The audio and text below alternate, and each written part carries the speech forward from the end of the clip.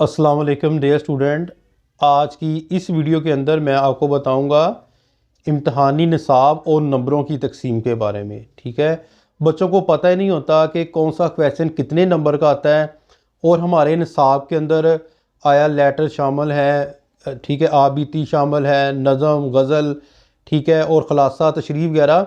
ये अक्सर बच्चों को उर्दू के जो पेपर पैटर्न जो है वो नहीं पता होता है। ठीक है, और इस वीडियो के अंदर मैं आपको बताऊंगा इम्तहानी निसाब और नंबरों की जो है वो डिटेल के साथ किस तरह उसको डिवाइड किया है, कौन सा क्वेश्चन कितने नंबर का है।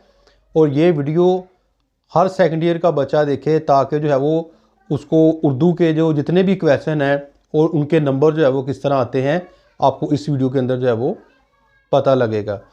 तो लेट्स स्टार्ट, शुरू करते हैं। मैं आपको बताता हूँ और आपने जो है वो उसको गौर से देखना है और सुनना है।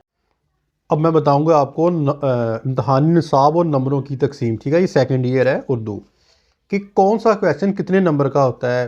हिस्सा मरूज़ी के अंदर कुल नंबर है 20।